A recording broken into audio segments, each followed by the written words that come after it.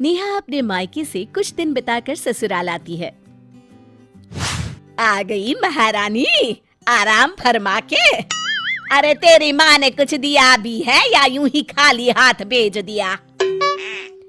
माँ ने तो बहुत कहा था माँ जी, मैं ही कुछ लेकर नहीं आई। क्यों? माँ जी, आप कैसी बातें कर रही हैं? मेरी शादी को 5 साल हो गए। आखिर मेरे माँ बाप कब तक यूं ही देते रहेंगे? हमारे यहाँ लड़की का खाली हाथ आना अपशगुन होता है। कहते हैं लड़की की माँ बीमार हो जाती है। बस करिए माँ जी, ये सब आप क्या कह रही हैं? जो बड़ों से सुना है वही तो बता रही हूँ।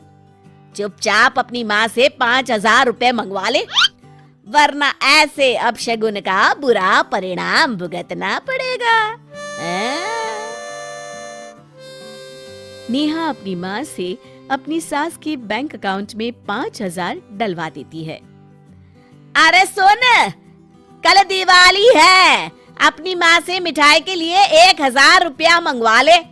अब क्या त्योहार पर तेरे घर से मिठाई भी नहीं आएगी? अरे सुन, कल मेरा जन्मदिन है, अपने घर से 1,000 मंगवा ले। इस बार तो मैं तेरे मायके के झुमके ही पहनूंगी। अरे सुनती है?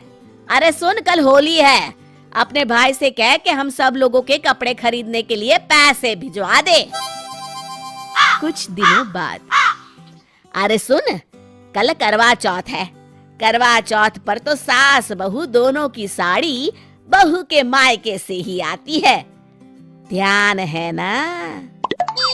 अपनी माँ से कह दे के 2,000 रुपए भिजवा दे। माँ जी, ऐसे रोज रोज? अरे हाँ भाई, अब रीति रिवाज है तो मैं क्या करूं, तभी तो 2,000 ही मांग रही हूँ। कोई सस्ती सी साड़ी ले आऊंगी। भाई तेरा करवा चौथ तभी सफल होगा जब तेरे मायके से पैसे आएंगे। नेहा रोती हुई वहां से चली जाती है। रमा आए दिन ऐसे कोई ना कोई बहाना बनाकर नेहा के माँ बाप से पैसे मंगवाती रहती है। देखो राहुल, आज फिर माँ जी ने मेरे घर से पैसे मंगवाए। कुछ जरूरी रिवाज होगा तभी माँ ने मंगवाए होंगे। राहुल, आप भी? अरे ऐसे रीति रिवाज किस काम के कि लड़की के माँ बाप अपनी बेटी भी दे और जिंदगी भर कोई कर्जा भी चुकाते रहे। देखो नेहा, तुम जानो और माँ जाने, मुझे बीच में मत लाओ। मुझे ही कुछ करना पड़ेगा। आखिर मैं अपने घर वालों पर कब तक इन लोगों की मांगों का बोझ डालती रहूंगी। अगली सुबह, माँ जी, मेरे भैया को बेटा हुआ था ना, जय? हाँ हाँ, तब से ही देख रही हूँ। तेरी माँ को बड़ा घमंड आ गया है। ओफो, वो सब छोड़िए माँ जी, 2 दिन बाद जय का पहला जन्मदिन है। अच्छा, तो हमारे लिए क्या क्या तोहफे आएंगे? हे भगवान, नहीं माँ जी, मेरे मायके में प्रथा है, बच्चे के पहले जन्मदिन पर बुआ सोने का झूला लाती है। सोने का झूला? अरे तेरा दिमाग तो ठीक है? अरे एक सोने का झूला खरीदने में तेरे सारे गहने बिक जाएंगे। वो तो है माँ जी, पर वो झूला बुआ की सास की तरफ से होता है। भाई तेरा, भतीजा तेरा, झूला मैं क्यों दूं? रिवाज माँ जी, रिवाज। अगर आपने झूला नहीं दिलवाया तो कुछ ही दिनों में आप भगवान को प्यारी हो जाएंगी। ये कहकर नेहा जोर जोर से रोने का नाटक करती है। माँ जी, मेरी प्यारी माँ जी।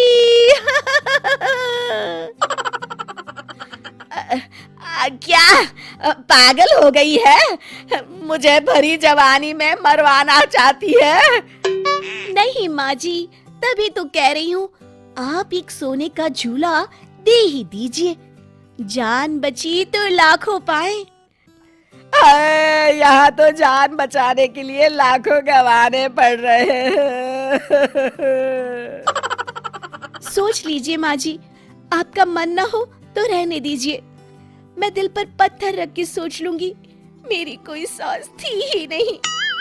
रमा देवी तुरंत बैंक से पैसे निकालकर नेहा को दे देती हैं। जा, अपने मायके जाके मेरी तरफ से सोने का झूला दिया। अभी तो मेरे पूरे बाल भी सफेद नहीं हुए और मुझे मारने पर तुली है। आप भी ना माँ जी, क्या क्या कहती रहती हैं। ठीक है, मैं आज ही चली जाती हूँ। अरे नेहा, तुम कहाँ जाने की तैयारी कर रही हो? और ये माँ क्यों रो रही है? आज उनका बैंक अकाउंट खाली जो हो गया है। मतलब? तेरे की, जाने दो भाई, तुम जानो, तुम्हारी सास जाने। सब रीति रिवाजों का चक्कर है। अरे छोड़िए जी, ये तो मेरे और माँ जी के बीच की बात है। ये लो माँ, मेरी तरफ से जय के लिए कुछ पैसे, आप जो ठीक समझे ले लीजिएगा। अरे नहीं नहीं बेटा, इतने सारे पैसे हम तुझसे नहीं ले सकते। क्यों माँ, आप तो हमेशा ही देती हैं, मुझे तो पहली बार मौका मिला है। नहीं नहीं बेटा, लड़कियों से। बस माँ, आज तक तो तुमने मुझ में और भैया में फर्क नहीं किया, फिर आज क्यों? रख लो माँ, ये तुम्हारे ही दिए हुए पैसे हैं। तभी नेहा का फोन बजता है। नेहा बेटी, इस बार अपने मायके से कुछ मत लाना, अब तेरी शादी को इतने साल हो गए हैं, अब ये सब चक्कर छोड़ देते हैं। अरे पर माँ जी, अब शगुन। अरे गोली मार ये शगुन अपशगुन को, इनके चक्कर में यहाँ दीवाला निकला जा रहा है। ठीक है माँ जी। शिक्षा, हमें दूसरों से उतनी ही उम्मीद करनी चाहिए जितना हम खुद दूसरों के लिए कर सकते हैं।